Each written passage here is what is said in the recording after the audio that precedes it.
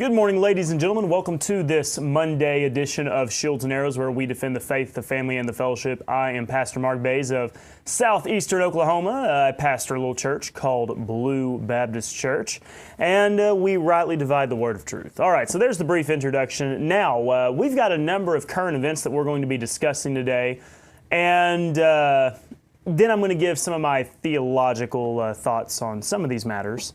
And with that, I hope that you are doing well today. I do want to give you a brief explanation.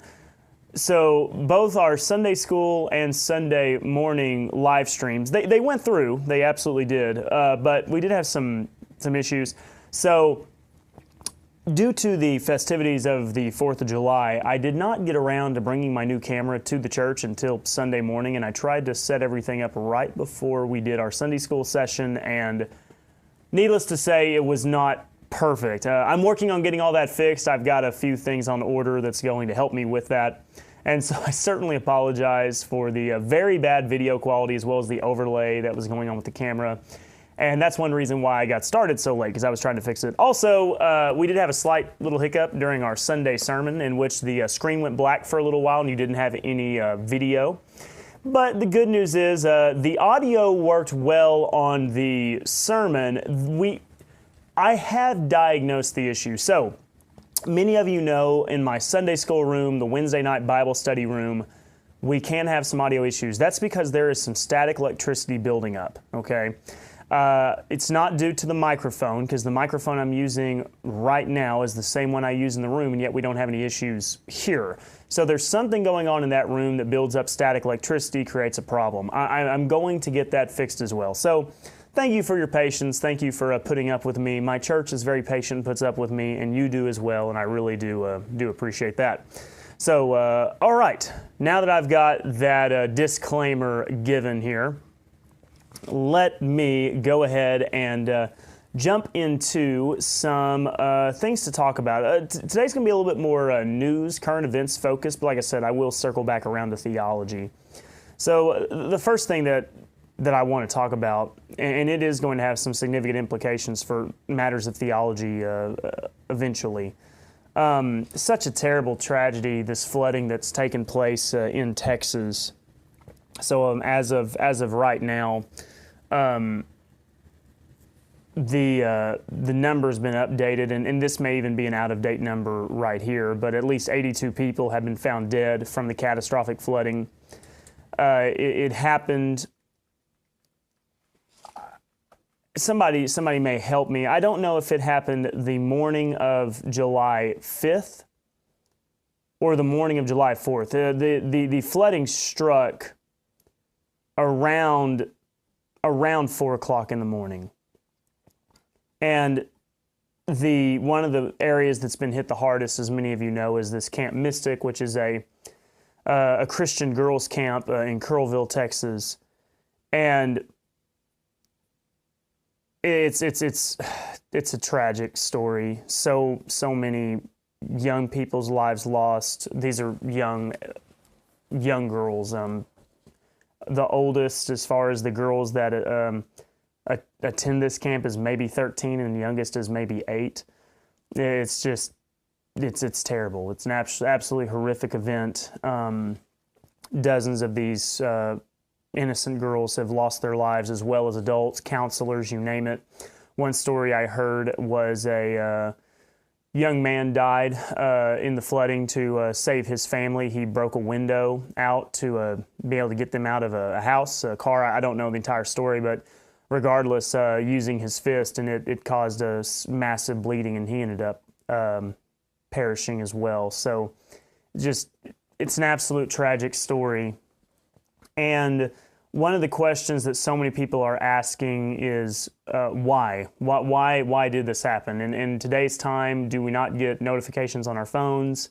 We have this technology that is able to pattern weather and predict so many of these events before they even take place. There has been a lot of things thrown around on the news. Sadly, politics, the media, they love to try to take advantage of such stories. And both sides will do it. I do think the left is a worse offender. This is often done with mass shootings, for example. They immediately use these as opportunities to grandstand about gun control or red flag laws or white supremacy, whatever excuse that or political platform they want to push at the time. But we can all be guilty of it, certainly.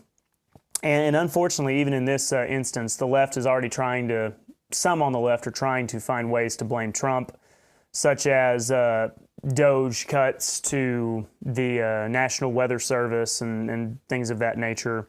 The truth is, there was no issue in detecting this storm. It wasn't like it caught the Weather Service off guard. The only hiccup that has been mentioned up to this point is maybe the state itself. So Texas may have had issue sending out alerts and warnings to cell phones. Maybe some of that was delayed. With that being said, it happening so fast. So many of you have already read. If you've watched the time lapse video of the river rising, to rise to nearly 30 feet in less than an hour, how much warning do you have, and how much time do you have? This is going to drastically, I think, alter any kind of public places or even people living along rivers.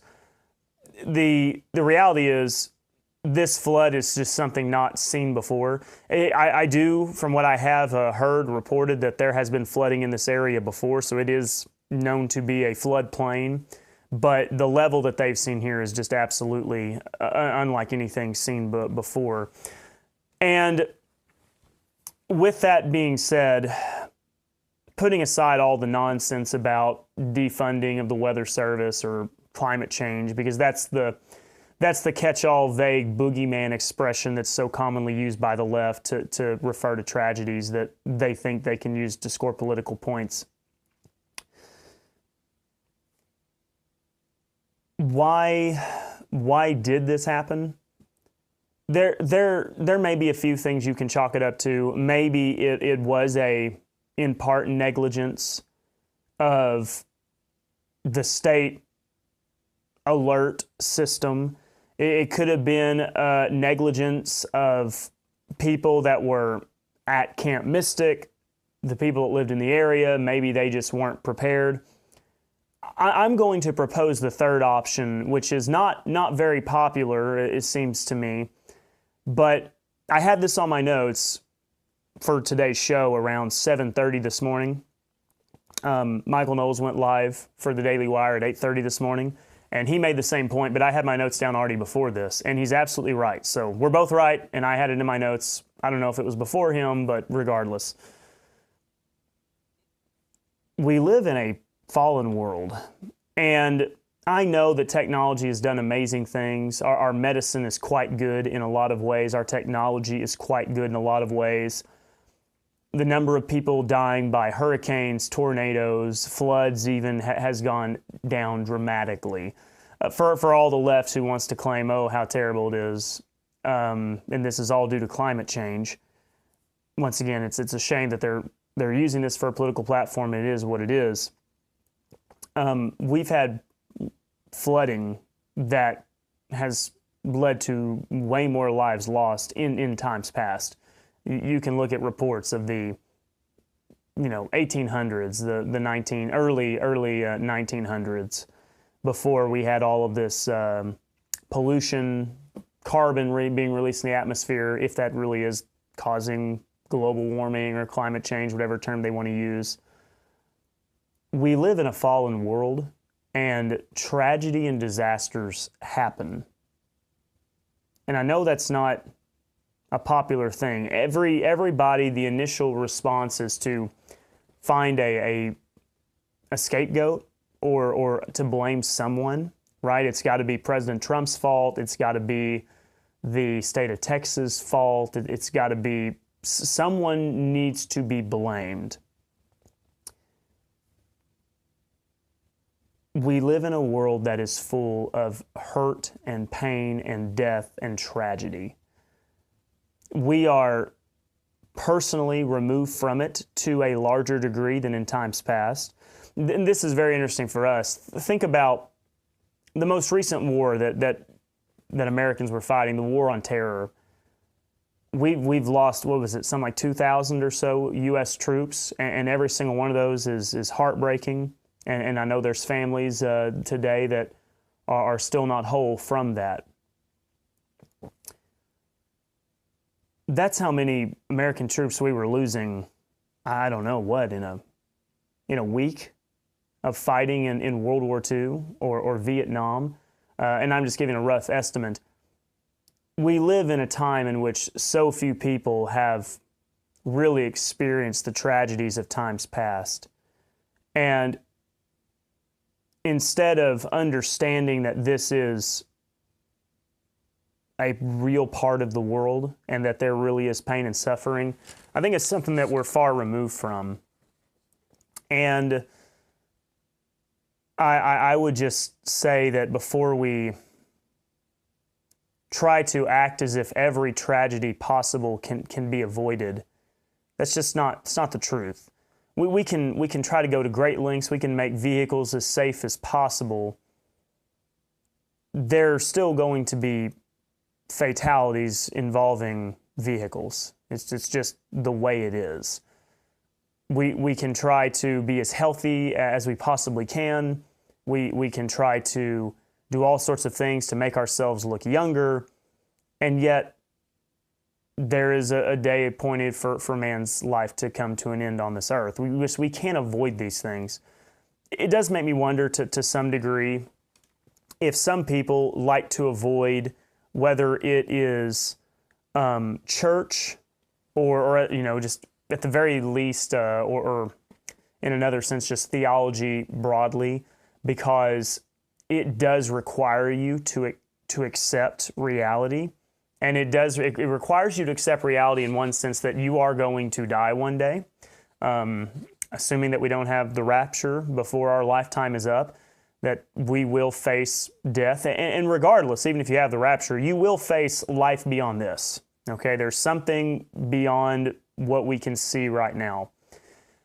But also another aspect of embracing the faith, embracing theology, is accepting the world is fallen. That we're never going to accomplish utopia as humanity.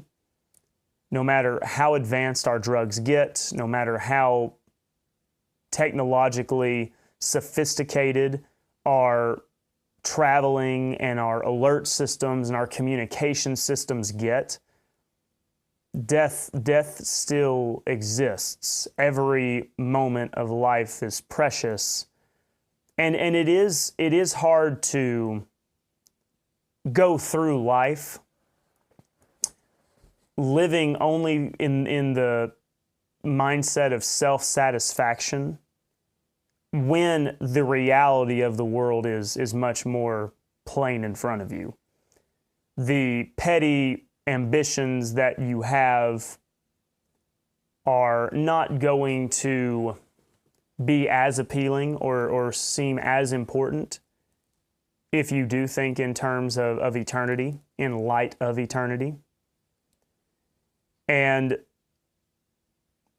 I'm all for, let's investigate this entire event beginning to end, top to bottom. Let's figure out how we can be better prepared next time. No one wants to see a little girl or anyone lose their life in such a tragic way.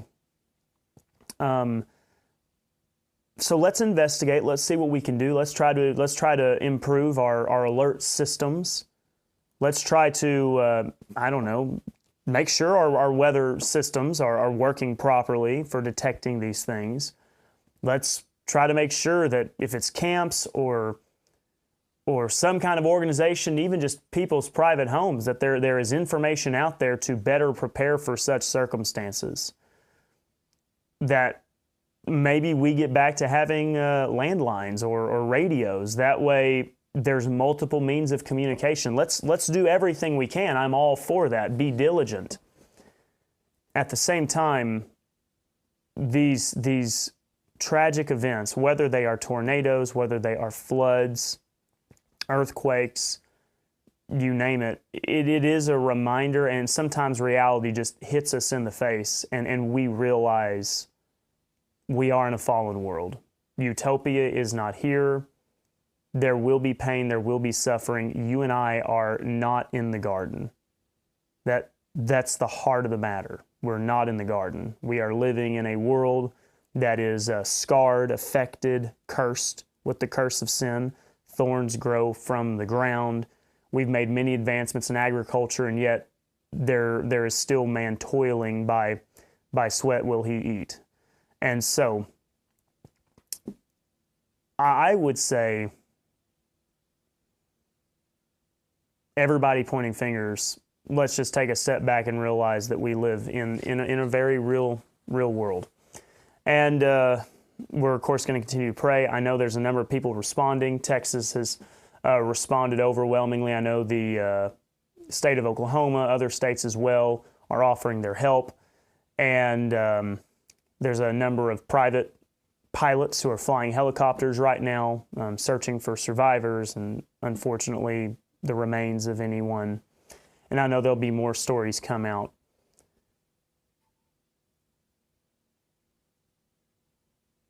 There's a number of things that I want to say about it, but I think I'm going to wait until the end of the show before I get into it, because I want to approach the matter with a proper mindset and handle it in the best way that I can. So we're going to go back and revisit this on another theological aspect, even though I kind of was speaking theology there. We'll approach it from another theological position here in just a moment. But let's go ahead and talk about a few other things as we move on this morning. So the next thing that I want to discuss is the big beautiful bill has passed, and what does that mean?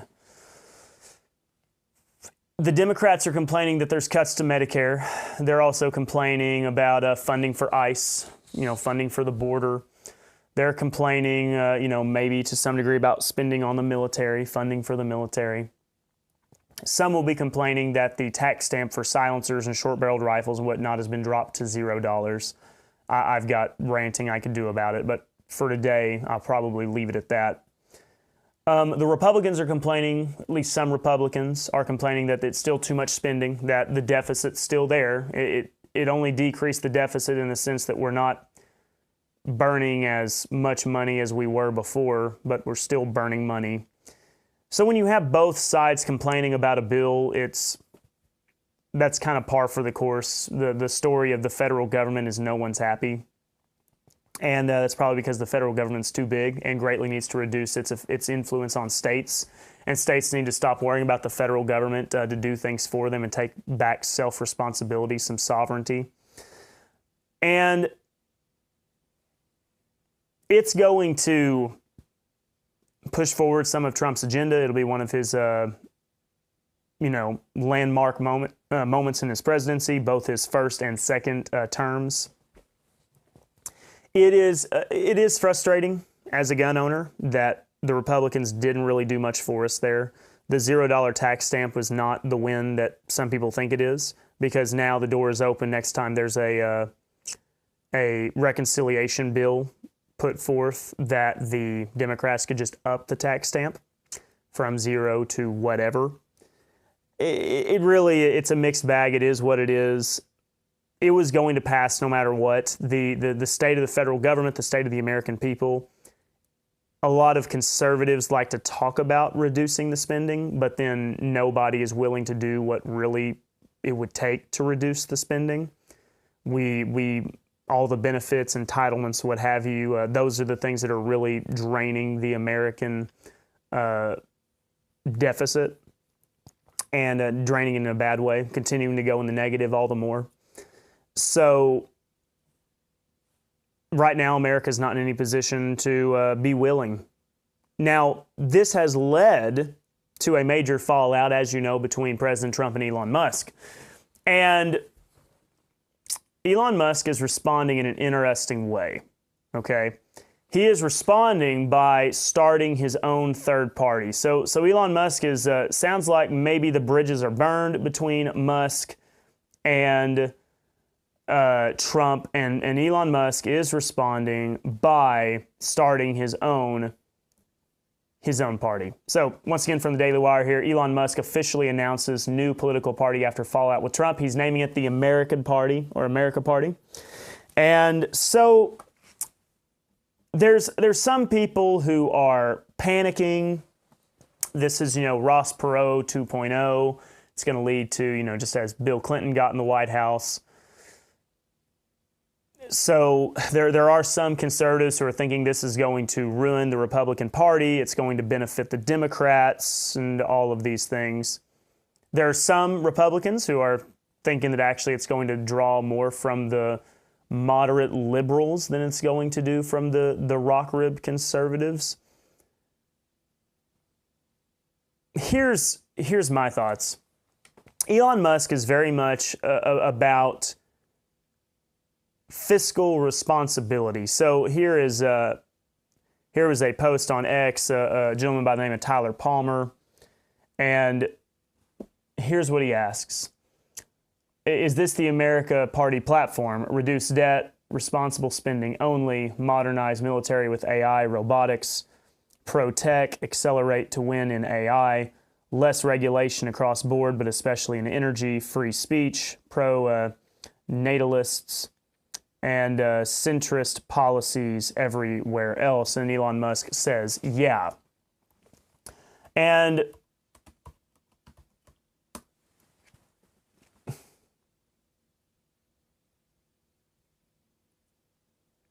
here are some of the things that, if I look at that list,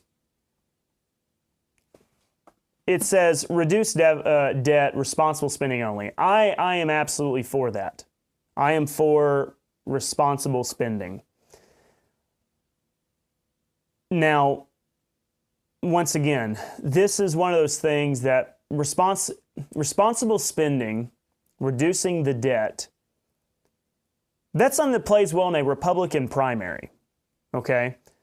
The Republican primary plays well with things like that. And then, a Republican candidate running nationally does not lean into it as much. Kind of like a Democratic primary, defund the police will be a big thing, and they'll make a big deal about it. They'll talk a big game, and then nationally, they'll start getting wishy-washy on it. They'll kind of wink and nod at the liberals, and then at the broader Americans, they'll say, well, we got to have strong policing, but also good policing and not abusive policing. They'll kind of just word salad a lot of it. Modernized military with AI and robotics. The AI will be the future in so many ways. AI is going to be, I think, utilized in ways that we can't even hardly imagine yet. AI is probably going to even be it'll be in soldiers' goggles, right? Night vision goggles, their devices, NVGs. And that is a good thing. Now, how much of the United States is already doing this, though? I don't know. So far, we've got reduced debt, which is a Republican talking point, but really hardly ever carried out in practice. Sorry, that took me to X, and I wasn't trying to go there. So responsible spending only, okay, that's great until you actually get power. Of course, once again, would a third party legitimately have a chance at this point? I'm not buying it. I don't think so. Pro-tech, accelerate to win in AI. I don't know. I think Donald Trump's been pretty pro-tech. I know there's probably some things that Elon Musk would like to see differently, but what are we seeing so far? Less regulation across the board, but especially in energy. I think Trump's been pretty good about less regulation. Free speech, I don't know. I think the Republican Party is much more a party of free speech than the left. I don't know what the America Party is going to bring to the table different. Pro-natalist, that is not the same as pro-life. Pro-natalist is just pro-increasing human population. So that leaves room, though, for Elon Musk to be pro-choice in some ways. Remember, Elon Musk is not a conservative, okay? Elon Musk is not a conservative. He's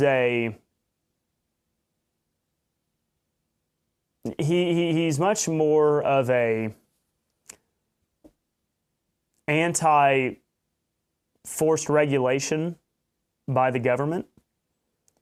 His biggest problems with the Democratic Party, if we even try to think about it, it's kind of a long run of things, but the war against free speech is a major thing. Elon Musk is not a transgender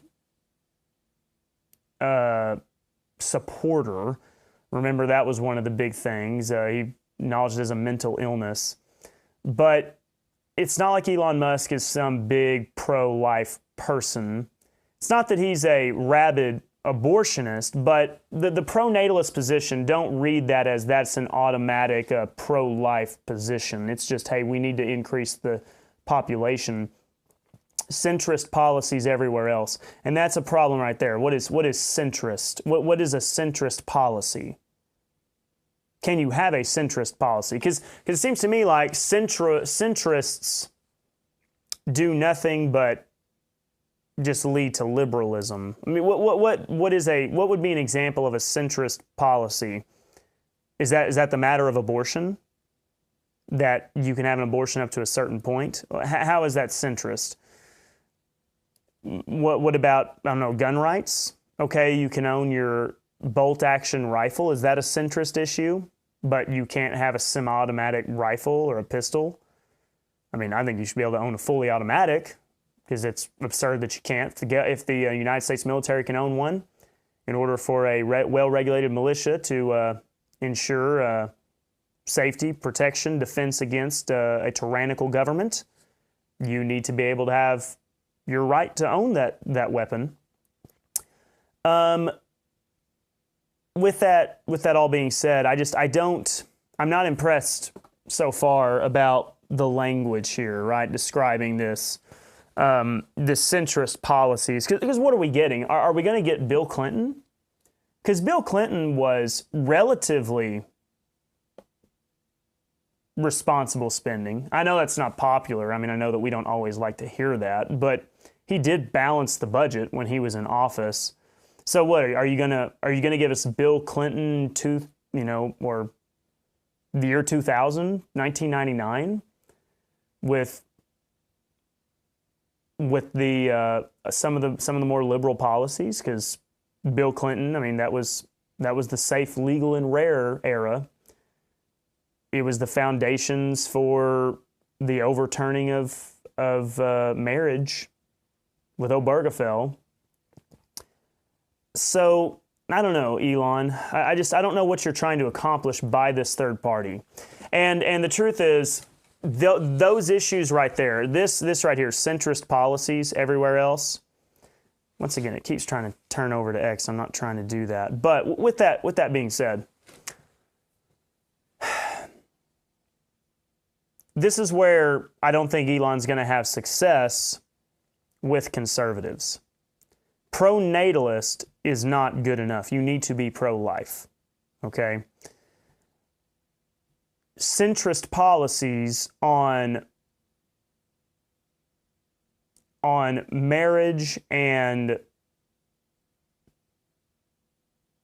gun rights, religion, things of that nature, that's also not going to get you very far with conservatives. So I don't see the America Party appealing to real conservatives. It'll appeal to some college kids, maybe. It'll appeal to maybe some of the more middle-aged liberals. But I'm not buying it. I'm really not.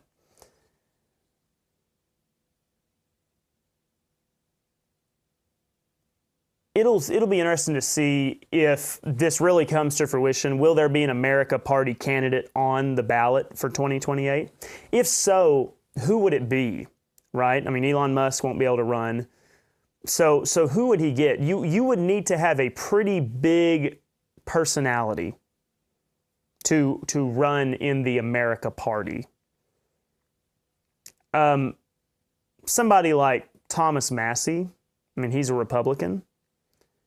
I don't think he's going to jump ship on the Republican Party to be this. And Elon Musk has said some good things about Thomas Massey, but I don't know that they would agree on all that either. One of the things that if the America Party really wanted to have some success, in this list should be probably if centrist policies everywhere else was replaced with, once again, it keeps doing that, sorry. But if centrist policies everywhere else was replaced with state sovereignty, if that was replaced with state sovereignty, he might genuinely be onto something. That is the only other viable option for America to move forward, because we really are at a crossroads here, because the way the federal government is arranged now, it's so big, it is so influential in everybody's lives. You will either have a conservative federal government, at least to some degree in policy, not very conservative in spending, not fiscally conservative really, but you're going to have conservative in principles and some policies, or you can be very, very liberal in policies.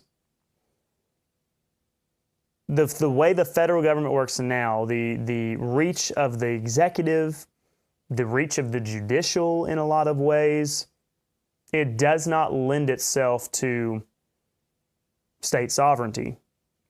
The only way to get out of this gridlock or this, it's a binary system, right? Either or, is to create a state sovereignty party in which it says reduce the federal government, reduce its power, limit its reach, so that when the president wins the election,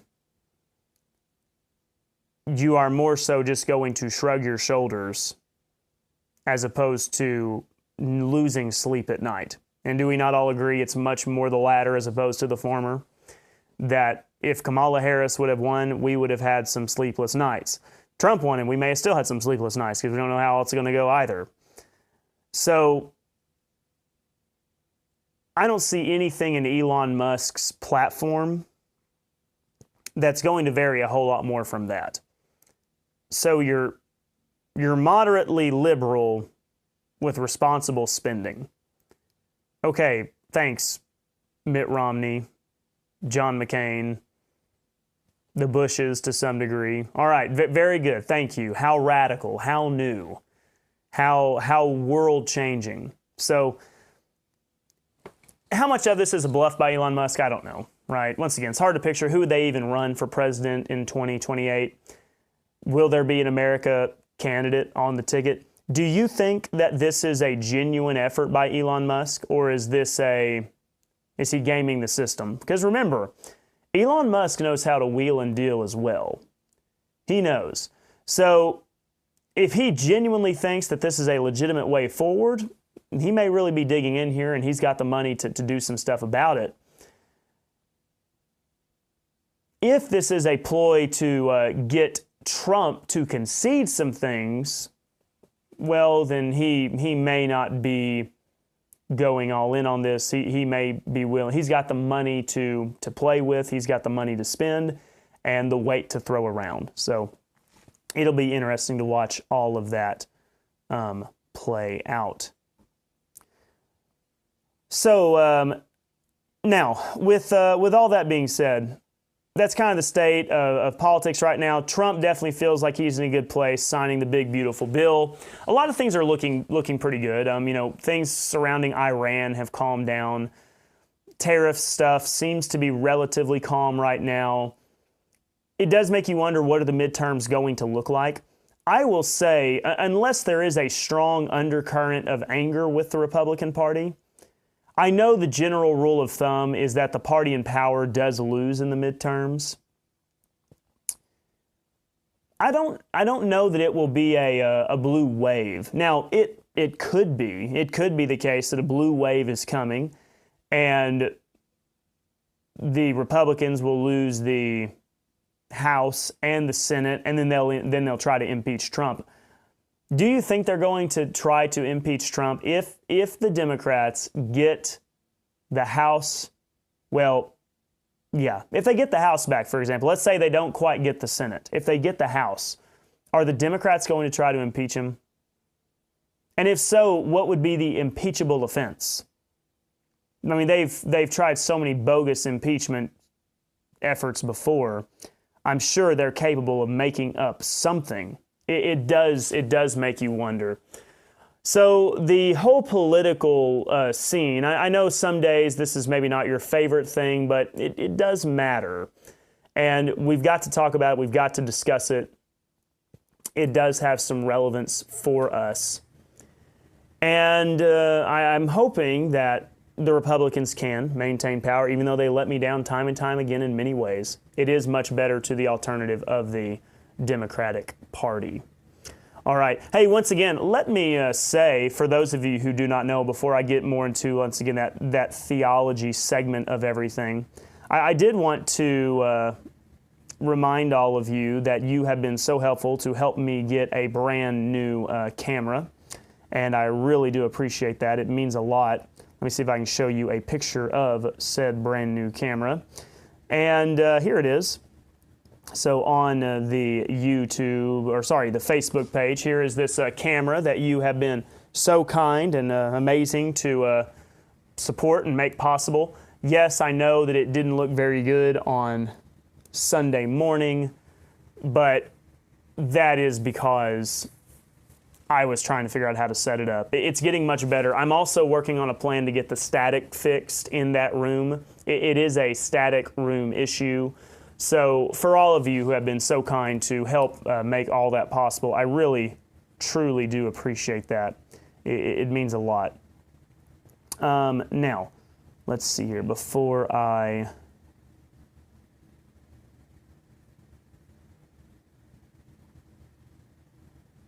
do anything else, let's see. I'm going to look at some of your comments really quickly to see if y'all have any thoughts or comments on all this. Apparently Ken is at Buc-ee's. All right, you know what? I need to confess something. Carla's been a big supporter. She helped make it possible to get our first camera, which is right here in front of me. So Carla, thank you for that. It really means a lot. Carla and I used to have a feud because I was not a fan of Buc-ee's. I thought Buc-ee's was overrated. I thought it was too big. I don't want to have to go to a Walmart to get gas and shop around. I like smaller convenience stores to where I can pull up, get gas, and go in and get a drink and get out of there. And I just thought Buc-ee's was way too overblown. I thought it was a ridiculous, large Texas monstrosity. I'm now a fan of Buc-ee's, and here's why. On the way back from our vacation, we stopped at a larger size gas station, kind of a travel stop. There was a Dairy Queen attached to it. I don't know, it was called the Flying something. It's just east of Klein's Corners out there on I-40. And to all the people that work there, you know, if you're watching, which they're not, nothing against you. And as a matter of fact, the workers were quite nice. But there is something about these one-off big billboard, come to Bubba Bob's, I don't know, trinket extravaganza, that it's like a bug light that attracts bugs. But the bugs are people that don't wear appropriate clothing and that are not clean and are not well behaved. I don't know why. It's for some reason the big billboards that you see a whole bunch of, right? Remember Bubba Bob's trinket extravaganza, catfish bucket, whatever thing, right? 5 miles, 2.5 miles, exit now for the catfish bucket, whatever. I'm using an example, but you get my point. It just attracts people who do not care about looking or behaving appropriate in public. And I am an old soul in heart. And that is a soapbox that I will stand up on and I will shout from over and over again. If you are in public, look and act the part. If this was your home, first of all, even in your home, I hope you would not dress the way you do or behave the way you do, because your home would be quite filthy. But please show some self-respect. That's my comments. I will say, every time I've been in Buc-ee's, the people there, it's like they realize they are in public. It really is. It's like kind of like Walmart. Walmart, you will see people who just have zero care about how they present themselves to the world. They will wear whatever or not wear whatever. And they are all about just getting there and buying their Little Debbie's and getting an energy drink up front. There's something about it. The Walmart people go to these places. And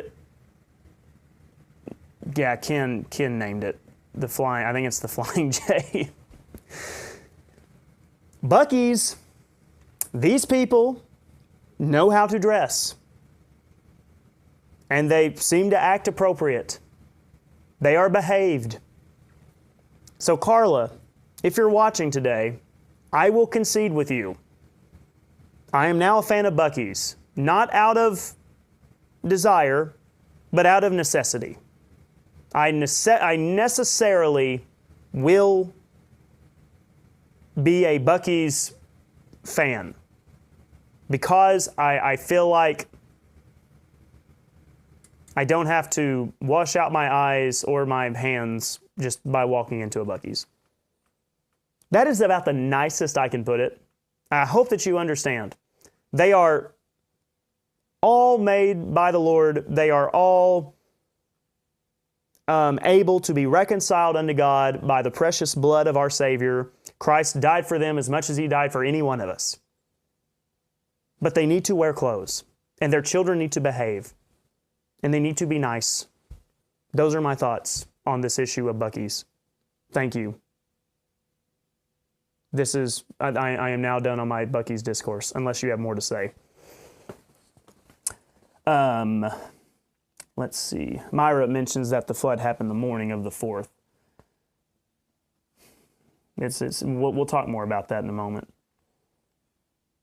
Ken adds to that most people don't have their devices on at 2 a.m. and it came upon the area so fast. I'm not sure much of anything could have changed the outcome unless it occurred during daytime. And it did happen so early. And at that point, yeah, what could have been done?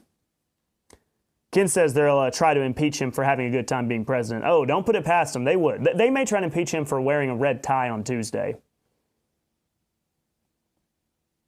Mary says, I don't like Buc-ee's because it's too far to walk to the bathroom and you end up buying stuff you don't need.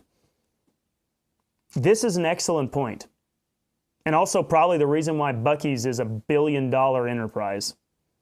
Because you walk by the barbecue sandwiches and the Danishes or whatever, and there's a t-shirt and a coffee mug and 150 things that you can get. So, once again, Flying J, the people that work there, very nice, very, very pleasant people. But yeah. Ken says they have clean restrooms. Buc-ee's does have clean restrooms, which I cannot say the same for the former. It is what it is. And Kitty says no waiting lines for the women's restroom. I wouldn't know anything about that. I've never waited to go into a women's restroom unless I was like a 3-year-old and I was out shopping at JCPenney with my mom. But I'm sure that's a good thing, right? Very happy for y'all. That's great. So I will begrudgingly admit that I now support Buc-ee's. I hope that everybody's happy. Carla, I hope you're happy. The day has come. Now, as we get ready to wrap up things today, I mentioned this briefly in my sermon yesterday, which I don't know. I hate to say it because it sounds arrogant.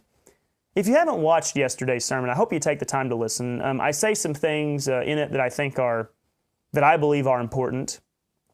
And so I encourage you to take the time to listen to it if you get the chance.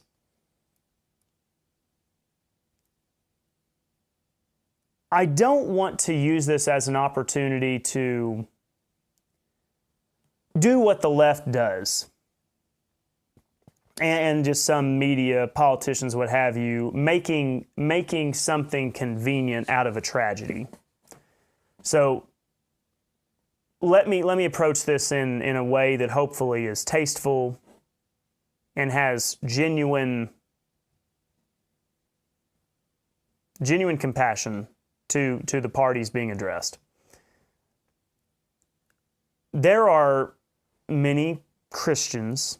These fall into the Calvinist category, just the standard evangelical category. I hear this language thrown around a lot at Southern Baptist Convention or Southern Baptist associational meetings and things like that. Everything happens for a reason. God has a plan. Everything is going the way that God has worked it out. It was their time, all that kind of language. That is used a lot. It's often used for good things, right? God has blessed me with a new job. God has blessed me with a new car. God has blessed me with fill in the blank. Sometimes when we lose a loved one, maybe an older person, right? Or maybe you're a young man courting a girl and you lose, right? She goes out with somebody else, turns you down, whatever.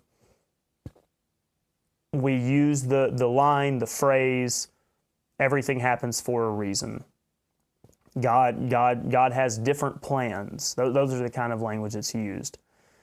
The Calvinist position is much more that God divinely wills for everything to happen in a very specific way, and everything that happens is because God willed it. The evangelical position is God has a plan and uses even the bad, and the Calvinists would argue that as well, that God uses the bad, and they would reference Romans 8, all things work to the good of those who love God and are called according to His purpose.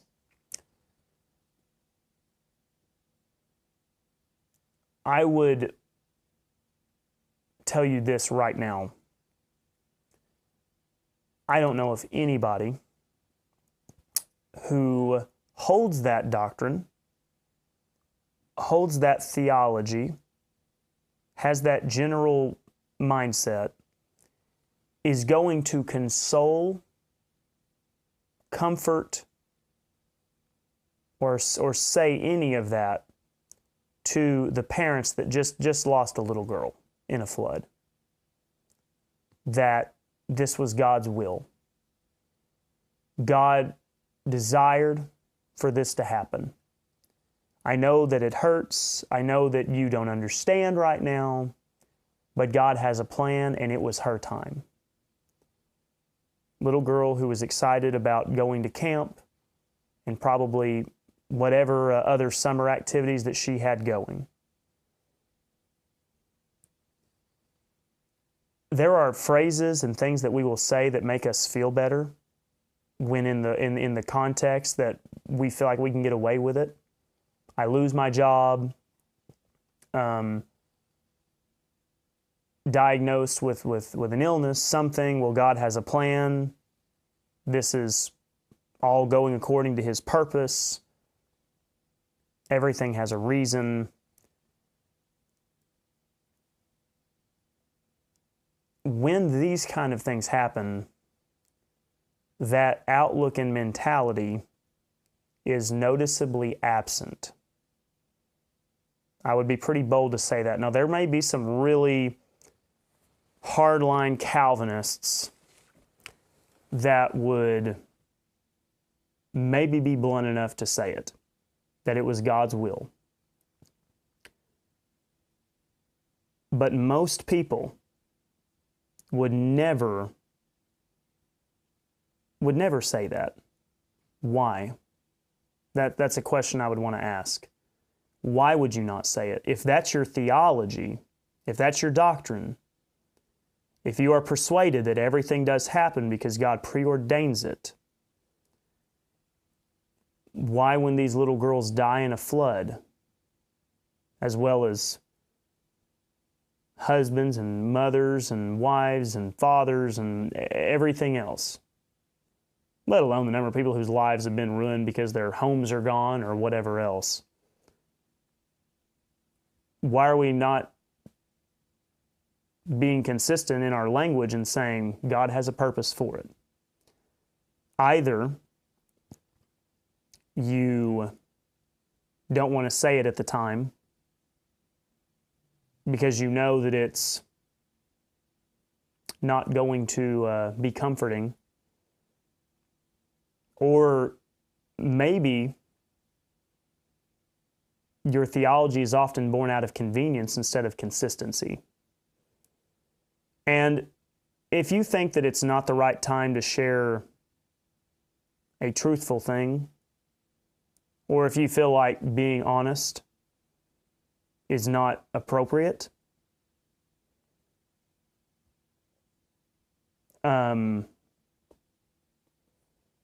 maybe that reveals a flaw in your theology. Now, it's not as if I met with one of those parents, I would just start preaching to them about the grace message. I think the proper response, I heard Dr. White say one time, the best thing to do is to cry with them. But I wouldn't have to share some doctrine or theology about, well, this is all part of God's plan. It's all about His will.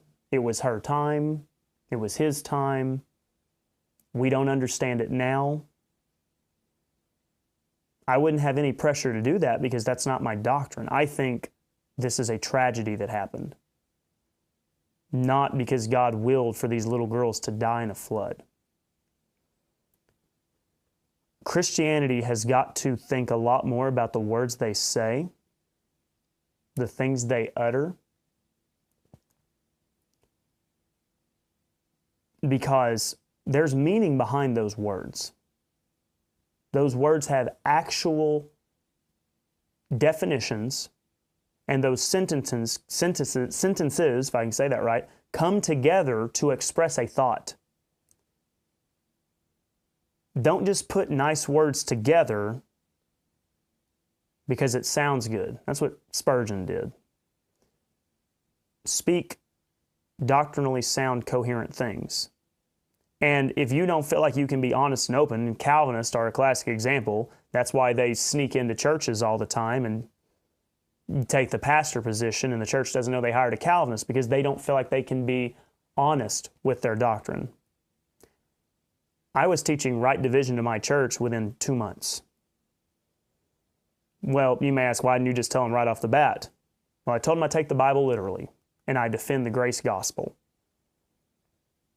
And within short order, they knew I was a right divider, and I held to a Pauline mystery, and I disagreed with many churches.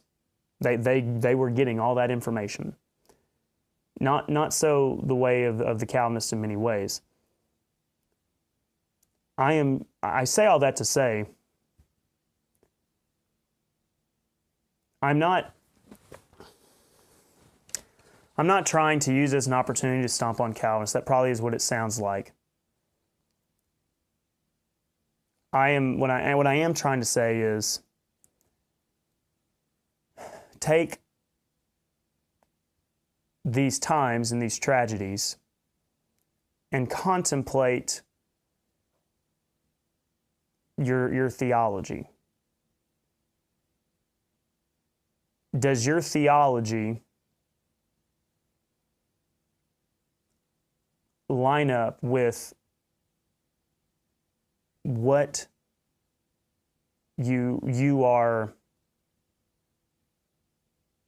Does your theology, what you say in church when everything's going well, does it align with what you would tell a parent, a mother who has just lost her child. Because if there is an inkling within you that it is inappropriate, or even not correct to articulate your doctrine to a mourning mother and a mourning father, this might be a time to evaluate. Is there some incorrect assumptions you built along the way? It's a very real thing that I think you have to work through. It's kind of like communism or something. Communism is great in theory, right? That's what they always say. I think it's terrible in theory, but you know what they say.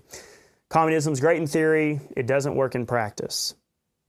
There's a lot of theology and sayings and slogans and things that sound good in theory, right? God has a plan. Don't stress. You'll get a new job, whatever. But then in real practice, when the rubber meets the road, go tell them that it was God's will for their child to die. That's when things start to get real shaky real fast. And that's why I encourage people to be a right divider. So I do think it's important to reflect on that. How does your theology approach these kind of issues? And does it set right with your rational abilities? I'm not saying to always go by your rational abilities, but the thing I do notice is a right divider is pretty comfortable with just communicating clearly on issues. Not always the case with some in Christianity. They won't tell you the full story.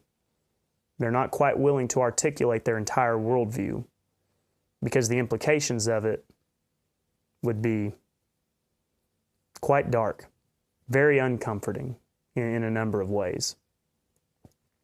I hope that makes sense. And it's hard to explain it in the moment while not trying to make it sound like a capitalizing on a tragedy or anything like that, but it is a real issue.